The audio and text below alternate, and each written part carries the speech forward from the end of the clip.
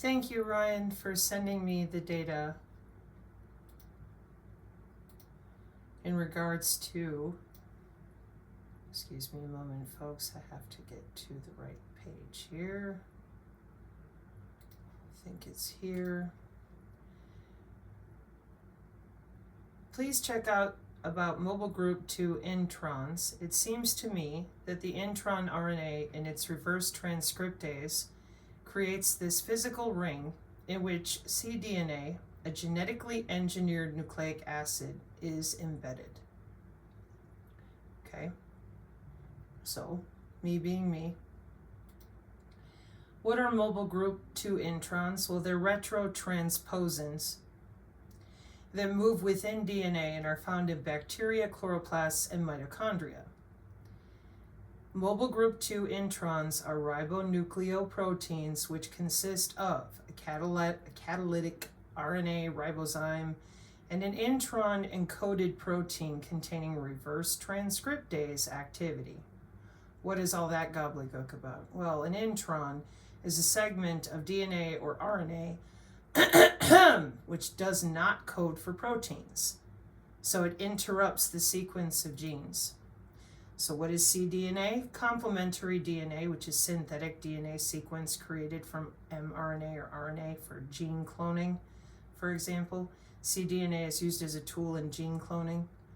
Identify genes and transcripts, express proteins, okay? So I'm rather irritated that you guys have started the Clathrin crap again. And the reason I'm irritated, please let me try to explain as best I know how, because I've explained this before.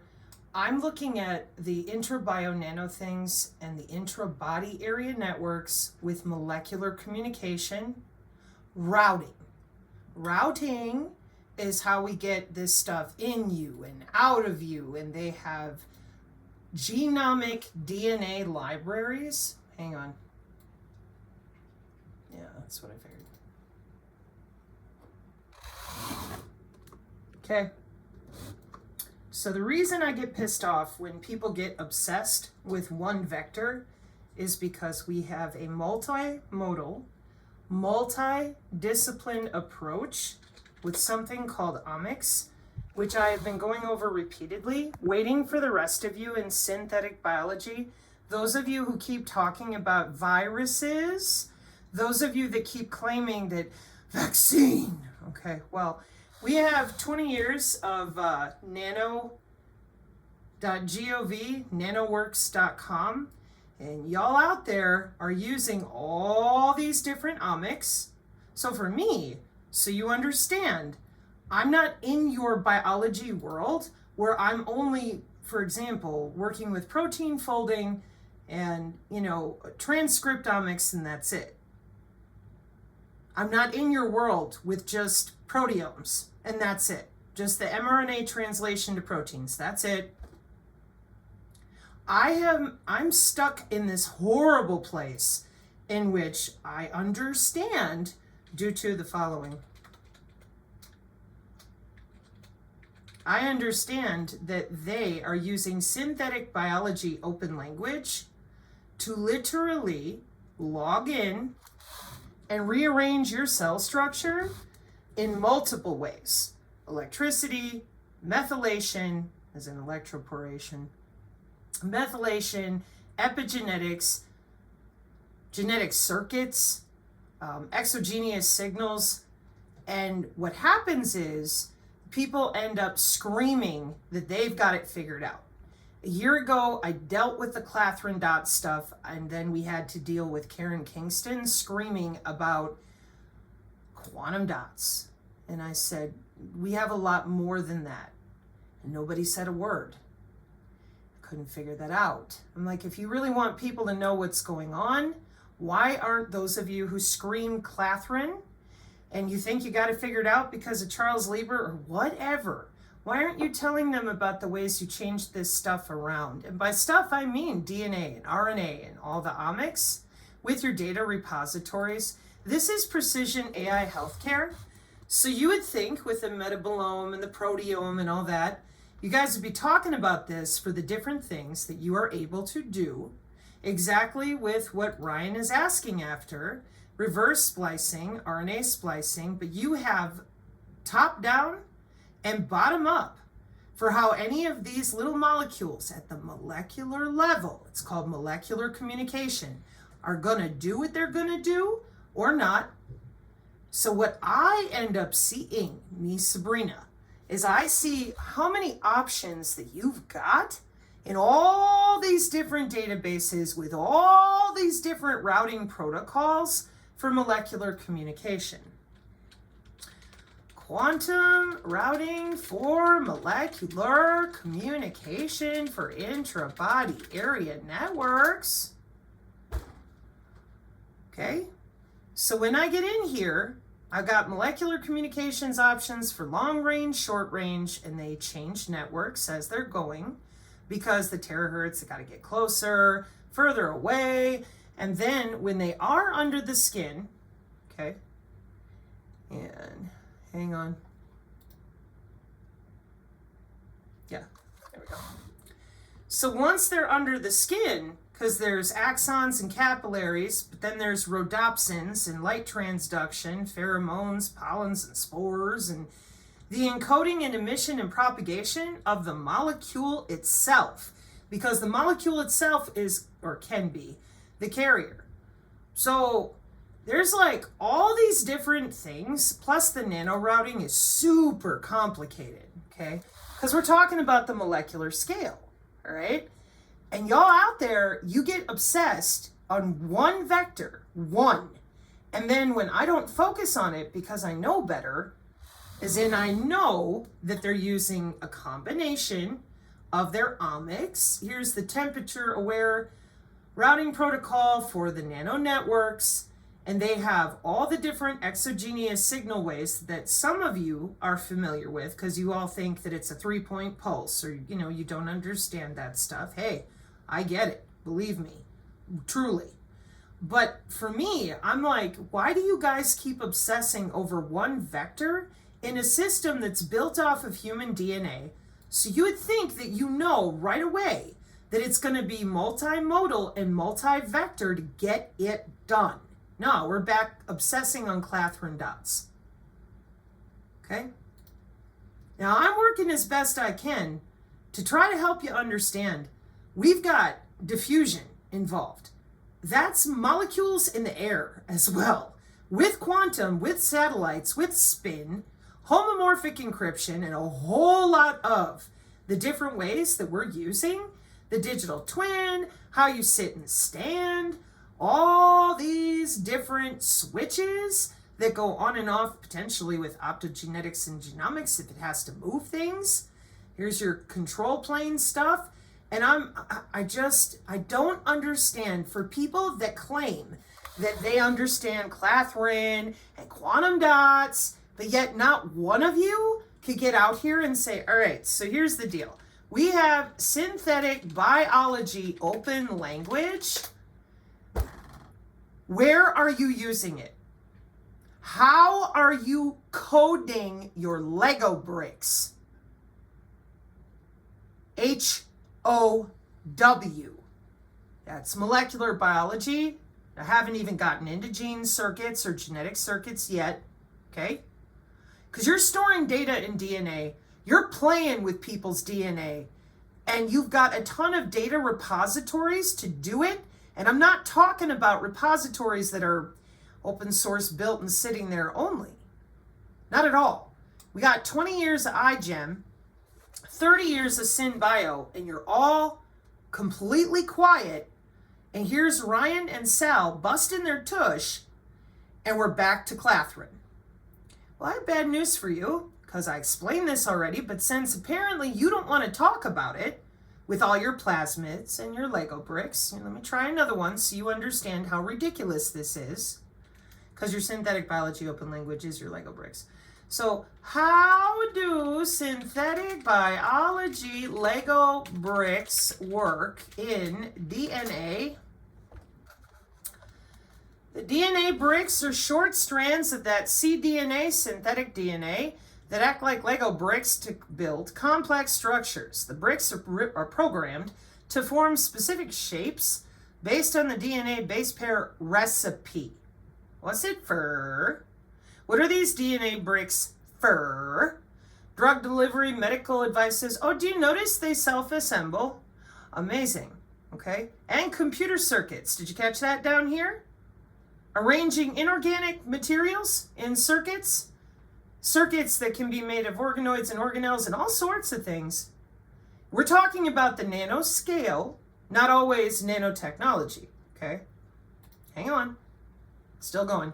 So we have design tools. We have 20 years of internationally genetically engineered machines assembling DNA into bioparts, pathways, and genomes. Okay?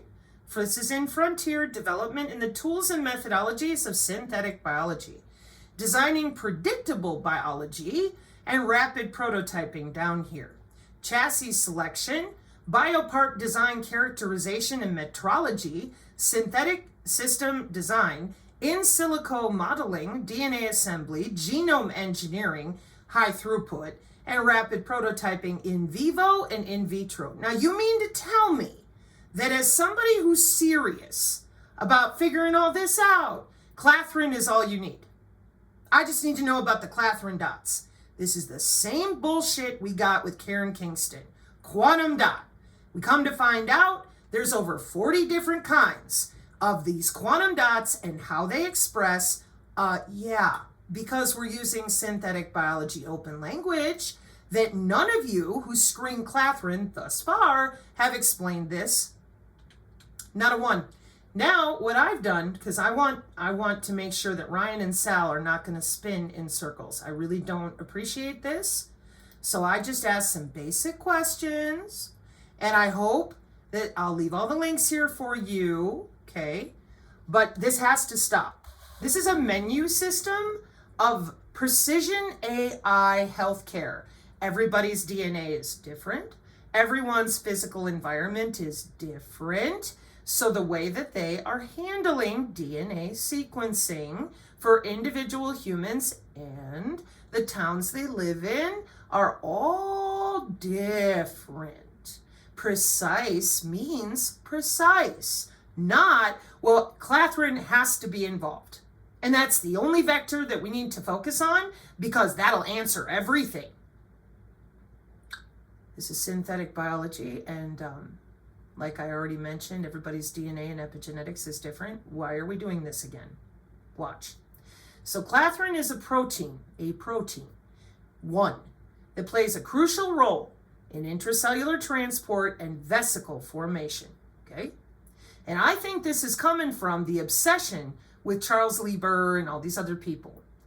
I'm sorry that you still don't understand out there, those of you that do that. Maybe it's because you think that he's the only one, this stuff just arrived. No. Much of this synthetic biology goes back 50 years, okay? So what you end up falling for this red herring with Lieber and Morgan and all this stuff, although I don't think Morgan for this Clathrin stuff, but y'all correct me if I'm wrong, then you get stuck there. It's not okay.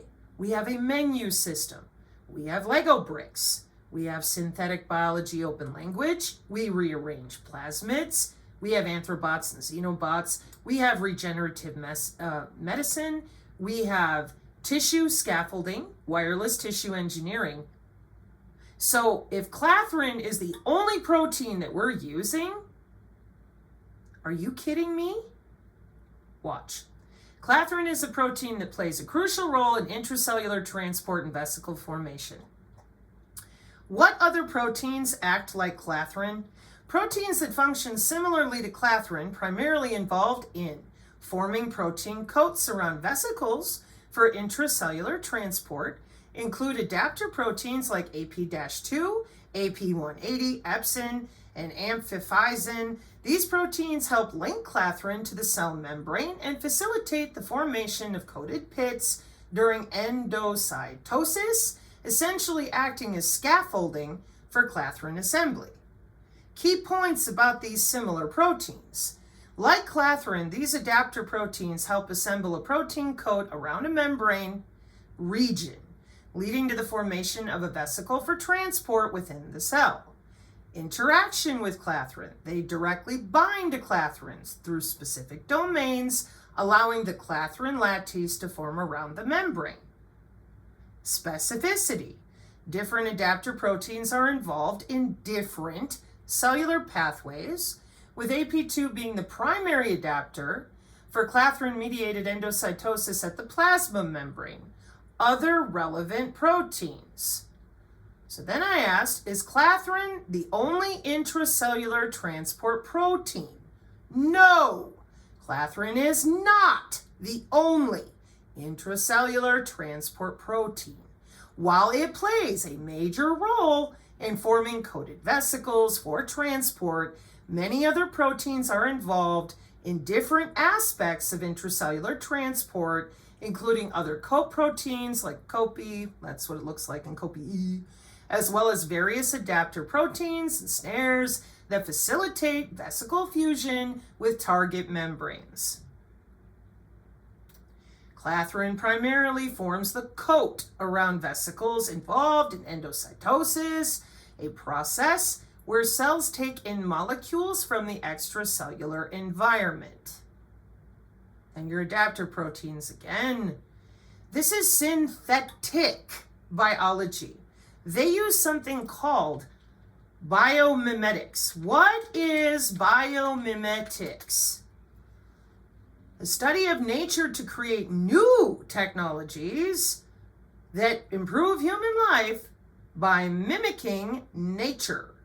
So we create a synthetic Clathrin version if we want to, or we could do it at multiple layers like I just read to you, that the Clathrin is not the only intracellular transport protein, because what happens if it doesn't work in the genetics of a certain person for whatever reason?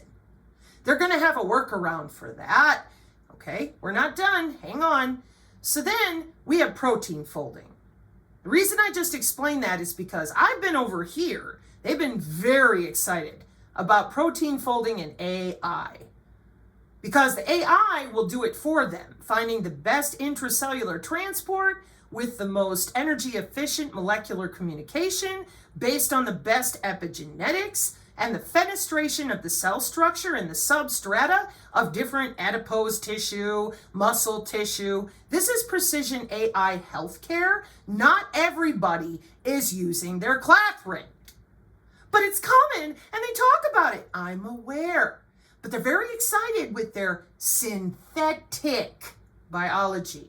DeepMind's protein folding AI has solved a 50-year-old grand big mathematical thing. I don't know, that's MIT review. Here, I'll open it for you because I don't know. I think it's been about 2 years? Nah, 2020. There you go. Oh, for crying out loud. So we're using AI to create the best, most efficient, synthetic or manipulated mRNA, dRNA. This is what omics is. Okay? We can pull apart any of it at any level and make a cell. We are at the cellular level. So, what is protein folding used for? Why am I asking that question? Clathrin is a protein. DeepMind be bitch slapping how they gonna create that protein along with a bunch of other ones and how they interface. Plus they gotta have their friends that help them get in and out. Hang on, let me go grab that word again. Scaffolding, adapter proteins, okay?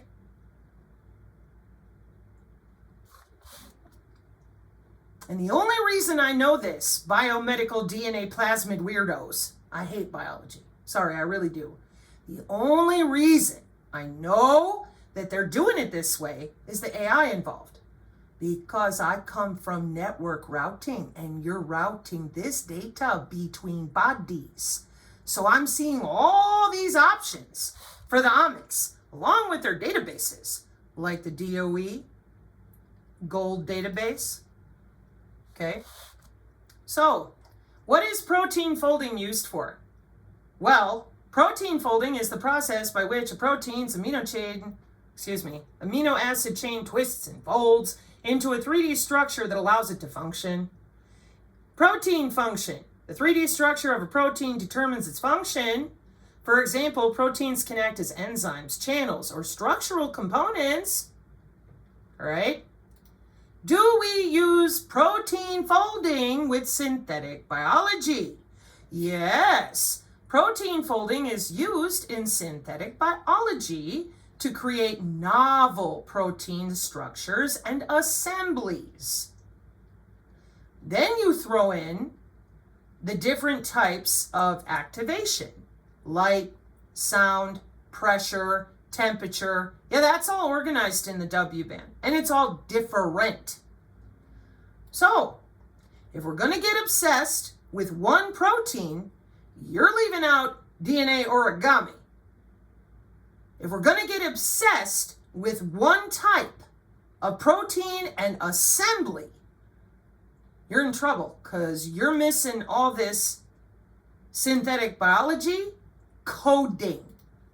I yelled at these same people before who tried this, and I said, you need to tell them synthetic biology, open language. You need to tell them about these genomic libraries, the repositories. How accessible are people? How are they using them? No, we're just going to complain about Clathrin. Now let me show you another one. So hopefully y'all out there are going to take what I'm showing you and understand you're in real trouble when you hook up the human body. How long ago? 30 years, 50 years of databases. And then those databases are sitting with the Department of Energy, and you're talking to somebody who's known about this for 2 years and could not be bothered to explain all those different logins. Okay?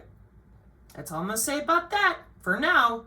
So let me show you another example of how we get into trouble when we hyper focus. I swear I should have my husband here. He would tell you. Okay. What the hell is a star polymer? Does anybody know? Star polymer biomedical device. What is it? What is a star polymer biomedical device? Refers to a medical device made from a star polymer, which is a type of branched molecule. We're using molecular communication. I have repeated this. I have tried to get your biophysics people to talk. I have tried everything I know how to get everybody out there to come together. No, I have the magic answer. No, nobody does, because you're dealing with human DNA and molecules. It's pretty big, okay? So the star polymer is a type of branched molecule where multiple linear polymer chains, arms, radiate from a central core, offering unique properties like compact structure, high loading capacity, and tunable functionality, making them well suited for drug delivery, tissue engineering, and other biomedical applications. Drug delivery, biomedical, thermoplastics, and nanoelectronics, among other applications. Okay? So, when we find out that, oh my gosh, you put these in people, they're pretty good about that because they've had synthetic biology for 30 years in the wide open, at least. They've had nano for 20 years. That wide open, meaning they had it for quite a time before then, okay? So a star polymer is just one of many of these types of synthetic biology that they've been using with biomedical applications. Just like you ain't got one magic protein. You ain't got one magic polymer either. Watch this. Uses of polymers, and this is from Cambridge, in medical devices, lenses, vascular grafts, hernia patch, balloon catheters, hip and knee replacement. Cambridge Polymer Group. Let me show you another one. It's considered a biomaterial. Okay? Polymers in biomedical use. Synthesis, characterization, testing, applications, medical applications, and various drug delivery systems. A biodegradable structure material, like I said, tissue scaffolding, wireless tissue engineering, morphology again as well. Wound dressing, medical material, biomaterials. What is that other one? Not biomimicry, biosimilar. Scaffold for ligament repair, drug delivery systems. Here, let me zoom in for you. Apologies for my window reflection. Targeted and sustained delivery, applications of biodegradable polymers. Ocular, anti-cancer, vaccine, transdermal. Let's do another one from the American Chemical Society. Mito Armstar polymers. Now, polymer, January 2009. Core, cross-linked, star polymers via controlled radical polymerization. Star polymers are comprised of multiple arms or branches radiating from a central point or core and have been of huge scientific interest since they were first prepared 60 years ago in 2009. Do you understand, those of you that are previous employees for all these systems people, do you understand that they lie to you? Do you understand that they don't tell you about legacy systems? We just finished reading an article direct from the war zone about the DOE and how certain employees age out and then they kind of reinvent the wheel because, gosh, golly gee willikers. Oh, what were we using on people that was so secretive then? Oh, we don't know. Then they lie some more. And whoever you are, the new crew, I can guarantee you there's a legacy system somewhere. So, 60 years ago, in 2009, as a result of their unique physical properties, star polymers are not just an academic curiosity, but are currently employed or under investigation in a wide range of industries and commercial materials, ranging from engine oils and coating technologies to contact lenses and biomedical devices. Although there are many different types of star polymers and methods for their synthesis, recent advances in the field of controlled radical polymerization have enabled the facile production of complex star polymer architectures from a large range of monomer families without the requirement of highly stringent reaction conditions. In particular, well-defined nanometer scale core cross-linked star polymers, which are readily accessible by controlled radical polymerization techniques, have been increasingly prominent in the scientific literature. In 2009, as a result, this feature article provides a comprehensive review covering the development, functionalization, physical properties, and application of core cross-linked star polymers prepared by your radical polymerization. Now, I wish to point out, in the key words, you have morphology, encapsulation, catalysis. Watch this. This is where those of you coming from all these biological silos that think you know everything don't. And neither do I. But I do see a lot more of the options that they have. Dynamic light scattering, degrees of polymerization. What is that? The Fourier transform with the infrared. Okay, biological medical protein people. How is that going to work on the body area network to change out the intra-body area networking with the intra-bio nano things? Oh, I forgot. You wouldn't let us talk about Jornet. You still won't admit to Achilles, so you get to run out there and scare the crap out of people. Clathrin, quantum dot. This is ridiculous. Why? DNA and biology. You're not dealing with a simple system. You're dealing with a system that is far in advance. And quantum, by the way, you're sitting there pretending there's only one way. I figured it out. You might have been targeted by it. You might have dealt with it. But I'm sorry to tell you that you're not the only person out there in the world, Clathrin.people, because I've dealt with you before. And you are not helping anybody by doing this again. We need to understand that they are logging in for precision AI, which healthcare, which means omics, not there's only one protein. Well, it says there that there's other proteins that help it function. Right, but those proteins help it function. No, Clathrin's not the only intracellular transport protein. And you know what we're talking about right now? Synthetic biology, meaning they're going to make it as a biosimilar product. It's going to work just like the Clathrin is an intracellular transport protein. Then they're going to play with it, with their DNA origami, to make sure that it's doing exactly what they want it to do.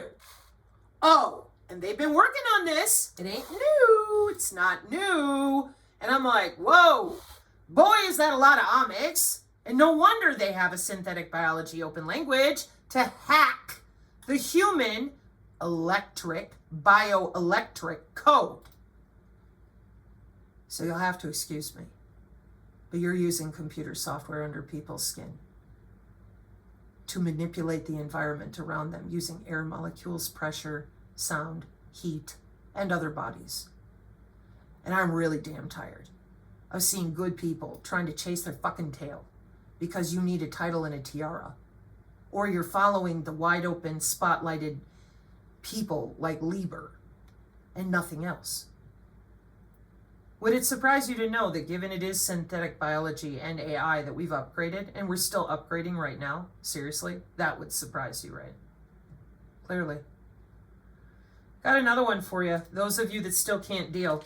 You need to go to NanoWork. No, I'm not kidding. I'm very serious. Those of you that are obsessed with Clathrin, those of you that don't understand, it's called nanowork.com. You need to go spend some time here so that you can appreciate how many industries, plural, are involved with all of this quantum communication, because it's molecular communication with aware position, navigation, and timing. Okay? Now, back over here to our polymer, our star polymer. Here's some assays, different types of lactic acid, molecular weighting, more of your chemistry that never ends, playing around. Spinners, yeah, spectroscopy. So the development of controlled polymerization techniques initiated by the seminal studies of whoever that is has enabled polymer scientists to prepare a wide variety of complex, in 2009, macromolecular architectures with well-defined molecular weight, structural, and compositional homogeneity. In particular, star polymers with 3D globular structures have long been studied for their unique properties. Okay? So, star polymers are very old and they are well known in biomedical application. Here's another one. Degradable polymeric bio-nanomaterials in their biomedical application. Tissue engineering. What's that say right there? Intracellular trafficking. Yeah.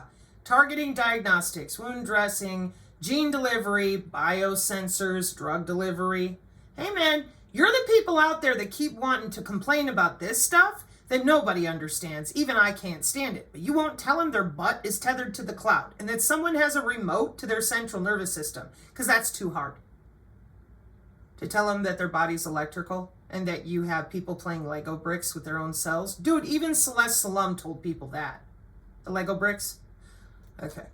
So, functionalization, physical, chemical, hydrogels, polymer alloy nanocomposites, grafting and conjugation, interpolymer complex, and polyanion complex, and then interpenetrating network functionalization. Here's a star polymer overview from Science Direct.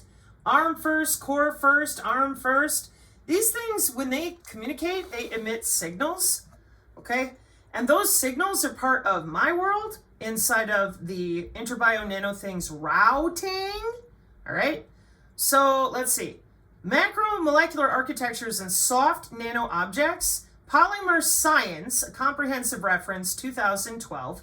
Star polymers are the simplest branch polymers consisting of several linear chains linked to a central core. The core may be an atom, a molecule, or a macromolecular structure. When the core is more than 50% of the weight of the macromolecule, the structure is characterized as a microgel. Due to their high segment density, branching results in more compact structures compared to the analogous linear ones, and dramatically affects mechanical, viscoelastic, and solution properties. Shafkin and Flory published the first report concerning the synthesis of star polymers in 1948. Now, when we talk about the yeast in E. coli, typically it comes up with bacteria-based biosensors, okay? And this is 2018, and you've seen it many times, but yeast and E. coli are not the only types of bacteria. Duh. You mean I need to tell you that? Come on, y'all. Really? It's kind of like quantum dot. I think it says 6G.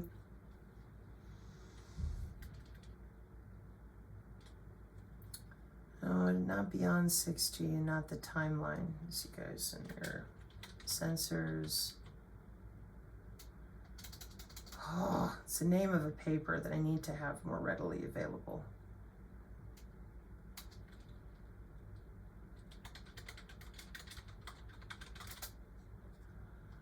Yeah, where are you?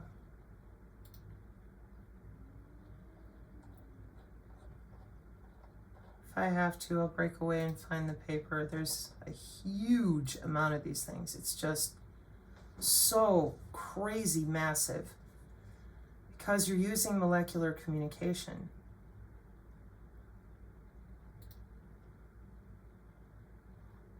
Challenges and opportunities. Maybe I should be looking at sensor-based epidemiology too. I will find it. 6G and intelligent healthcare, taxonomies. Okay, I will track it down. In the meantime, those of you with this attitude that you're the one that knows it all and nobody else does, please stop. Please work together. Bring your expertise to the table so that other people can understand. We're not only using yeast and E. coli. It's just one vector of many for bacteria-based biosensors.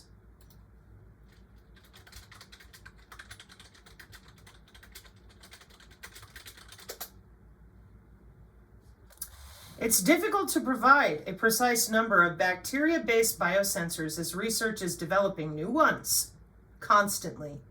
But there are numerous types of bacterial biosensors available, targeting various bacteria and utilizing different detection mechanisms like electrochemical, optical, piezoelectric. With common examples, there's your E. coli, salmonella, staph, and depending on the specific biorecognition element used, like antibodies or aptamers. You know, the lying about the biosensors did some real damage, didn't it? Everybody thinks they've got the magic answer, so they go chase their tail. And we're still unable to go, hey, how are you doing all of this?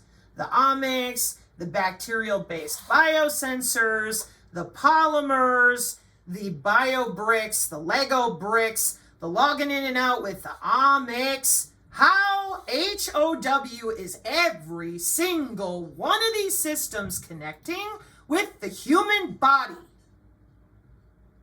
It's called a point of entry, a vector of delivery. They're all using it, interbio nano things. How is that possible? Molecular communication. 2014. Oh, look where we are. Oops. So for me, I'm like, are you gonna tell them they're connected to the cloud and you, whoever you are, you have a login? No. We're not even going to admit that the Internet of Bio-Nano things exists or nano communication, molecular communication. No. That says 2014. We don't care. We got plenty of people out there to go scream, quantum dot, Clathrin! And there's a bunch, the list is long, folks. I'm just using examples. Meanwhile, We got our Lego bricks. We're going to college. We're doing real good with the Internet of Bio-Nano things. One more time. Whether you're using your iGen plasmids, your Lego bricks, your omics, your spinners, your quantum technology access, RNA, DNA, cDNA, all of it. Where's your vector of entry? How are you getting in the body? That would be the body area network and the routing that goes with all your happy little fun time systems. Because when you're doing it in the lab, it's one thing. But when you're digging in vivo, in situ, you're logging in. Period. That's why there's so much AI involved. Machine to machine, people. It's a lot of stuff. So, in closing, no thanks to you people again, but whatever. Would be really great if you could be helpful, but whatever. And, like I said, hang on. 60 years of star polymers, isn't that great? If you want to know more about star polymers, the expert is over here, almscodex.org. This website is replete with a ton of very good information that all you people who obsess over your polyethylene glycol lipid and all this stuff, this woman has laid it out for you. She's pretty good because she had a job, and that's all I'm going to say. So she's pretty good about this stuff. It's her bread and butter. She knows what she's talking about, okay? She knows darn well that E. coli is not the only bacterial biosensor. No kidding. No kidding. Right. So I would suggest for those of you that are doing this research and you take yourself seriously, you might want to head over to almscodex.org. Okay? I will leave the link here for you. Lipid nanoparticle systems for enabling gene therapies. PubMed. What is transfection? Excellent pictorial depiction of the substance. Okay. And to the people on the X, can we get some intellectual accountability for the routing and the logins on this molecular communication? Like, can we please stop falling for this? Oh, Clathrin, quantum dot! I'm going to go find that biosensor paper that shows you again that we've got more than one type of quantum dot response.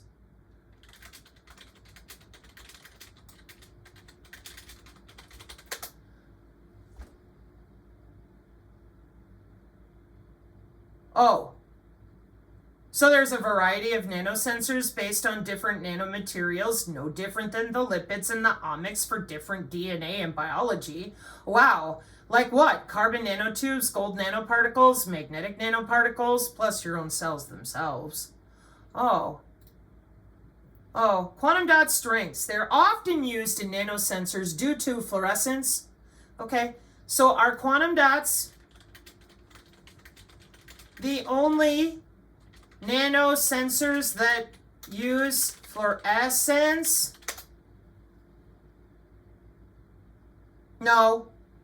No kidding. They're highly fluorescent. They're well known for their fluorescence.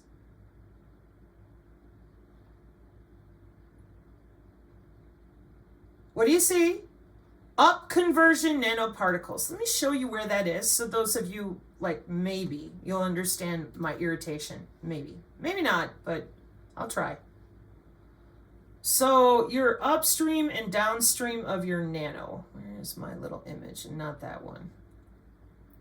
Pretty one in green. It's only pretty because of the colors, people. Believe me, none of this is pretty. They love us. They're going to save us. Yet we're still spinning in the same circles of bullshit because nobody wants to step up and be honest. They all want to dance around and pretend that some yeti in a white coat is going to fix your epigenetics. It's disgusting. You have routing protocols here for system, organs, and tissues. You know, you disrespect the work of all these people like Jornet, Achilles. I mean, these people are working. And I don't get it. So the top-down view of molecular communication, because it's a routing protocol, Let me tell it to you this way. Let me tell you like this. When cable modems went into place, just like dial-up, you have upstream and downstream. Most people know that uploading takes a lot longer because it is a different amount of bandwidth available. Now the downstream, that's a bit different. So you have a top-down view of molecular communications and you have a bottom-up view of molecular communications with these synthetically engineered systems and natural systems working together with molecules as the carrier to deliver information and or payload for cellular communication under the skin. It could be optogenetic, it could be exogenous signal, or it could be a nanomachine, or it could be your own DNA, it could be a bacterial biosensor. But one thing it will not be, because everybody's DNA is different. And you did this to people a long time ago. So now the routing for molecular communication is robust. It's all part of the Internet of Bio-Nano Things, the Internet of Nano Things, with tons of different cyber biological security for smart agriculture, smart cities, cognitive cities, weather control, soil samples, water remediation. Yeah, right off the top of my head. Because nobody else wants to step up and admit that you're under people's skin. You know, for being told all the time that it's too complex, I just can't. Well, let me show it to you in 2010 from Rutgers University. What is all this? You being tethered to the cloud. Why? Why? Biomedical engineering. I don't understand. Dick Cheney's pacemaker. This is why I went this direction. I thought people might give a damn. They don't. They want the Yetis to fix them. Well, you're looking at precision AI healthcare. Because that is what they're using through your blood, bone, and tissue. Period. Well, Trump's he already put it in place and locked it in even harder. He told you that to your face. Take your cancer away in 48 hours. Omics. Databases with the DOE and the DOD and a whole bunch of other places. But we pulled out of the United Nations and the WHO. It doesn't, okay. This is life extension technology. It's called human augmentation. You guys left all of that out. And you keep pretending nano is new. And you keep pretending that everybody's stupid except you. I made room for all of you. I let you walk all over me because I thought that you understood. You're tethered to the cloud. We need to talk about it. Basic human decency. No, we don't need to talk about that. Let's keep screaming about viruses, go in circular arguments, and while you're doing that, the AI is growing under people's skin. You still won't even talk about that. So you'll have to excuse me, but I really don't want to be involved past the point that I'm sitting here right now because the routing for this stuff is hell. It really is. It's very complex. So if y'all can't get out of your own way and admit to precision AI healthcare, machine learning, the body's tethered to the cloud, they did all this for your healthcare because they've been waiting to do it for a while, and that these systems are old, everybody knows. The reason they know comes direct from the FCC. It's a biocyber interface for this molecular communication reason of upstream and downstream of your cellular structure to get to your organs and tissues, just like you hear Achilles talk about. Thanks for your time. I hope this helps. I do. I hope that this time y'all out there start going, well, wait a minute, I can't disconnect myself from the cloud? No, wait till I come back with your Pegasus spyware in the queue. And the way that they're pulling it through themselves and other people with Hive.ai and pulling apart natural telepathy versus synthetic. They're repressing your bioelectricity in your neurons. They can wrap your neurons individually with a wearable. You wonder why those of us who've been assaulted, assailed, and maimed by these systems for the testing, for all of you, and we're still just sitting here like, wow, what are we going to do? Because, damn, nobody can get out of their own way and make it as simple to understand as possible. You're tethered to the cloud. Well, I don't want to be. Well, tough shit. National security. Excuse me? Yeah. And by the way, It's all built for your healthcare, precision AI healthcare. And by the way, they've been working on this since 2014 over here with the IEEE and the things your physics nerds refuse to talk about. There she is. Diffusion, Brownian motion. It's physics? Yep, you won't hear them talk about it. They're more interested in little green men uploading themselves to the cloud in aeroplanes. Hey, everybody got interest. Don't pick on people. I'm just saying that I'm over here going, I can't believe that you're doing this to people and you're still complaining and whining and claiming that you've got it all nailed down. It's only quantum dots. Meanwhile, I'm over here and it's always the same. I'm like, oh my gosh, if I have to go through this again, there's 40 different derivatives plus the expression points in the genetics. Is it 2D? Is it going to diffuse? Is it going to talk to something else?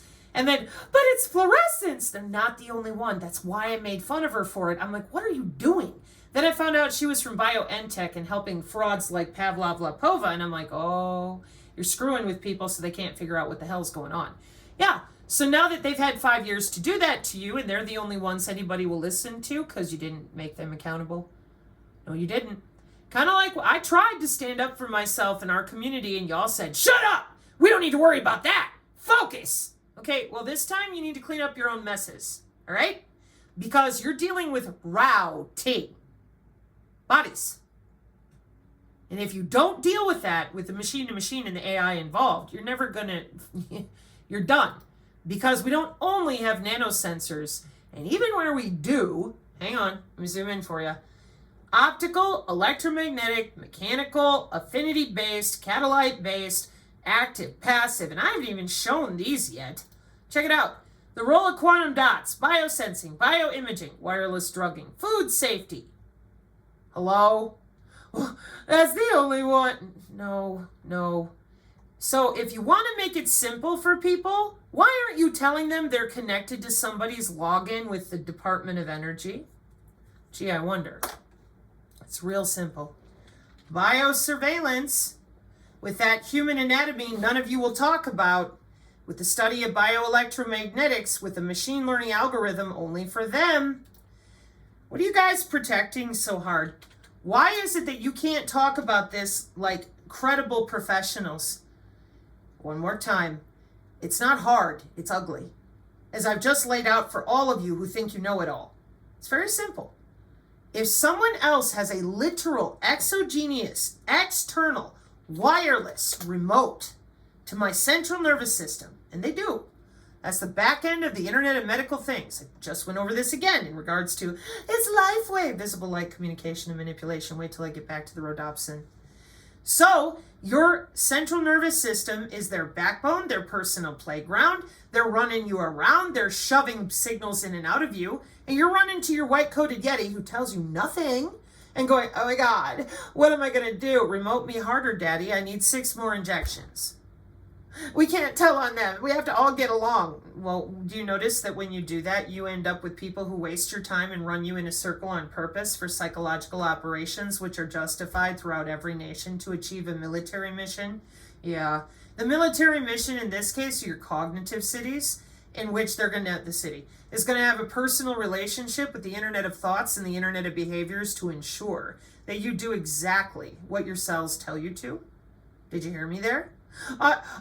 Somebody should have probably told you the truth about the anatomy that they're using to do this, huh? Yeah, so that you at least know that the actual biosignals are coming from the inside out as well as the outside in. But my magic amulet and my haptic gear and my whatever products, etc. No, see, those of us who survived this shit, we told you. The only way is through. We have got to find a way to be honest about this. So far, we got nothing. Everybody is way too wound up in going to Mars, being superhuman. That's the one I'm hesitating because I'm trying to think of what I wanted to close with besides that. So do you want to talk about human augmentation yet? Why it is you're not getting out of this and how they're going to hurt people real bad in the very soon, like near future? 10 years, 15, I don't know. But I know that this is engineered biological entities, and they're not going to give you a choice. They're augmented. And again, here's all your omics. with the appropriate ITU specs. We pulled out of the United Nations. That doesn't change how the internet and these electronic systems or your biology actually works, but thanks. That's why I don't really get into it with politicians. So anyways, like I said, human augmentation, good health and well-being. No! Okay, well, you're already there. Our warfare doctrine is distributed and network-centric warfare. Here's your sensors you won't admit to, you won't talk about properly so you can keep scaring people and pretending that you have the magic answer. Here's your graphene in healthcare. What is all this for? Human 2.0. No! Yes. 50 years of that, by the way. There's your personalized medicine. Who's not going to want an injection for only their DNA? Oh, wirelessly, by the way. And we're going to save the world with the same sensor systems. We've been over this. You did not admit to it. I've educated on it a ton. Bioreceptor, transducer, and amplifier. Microfluidics, disease, environment, soil, food, pathogen, drugs, toxins, and water.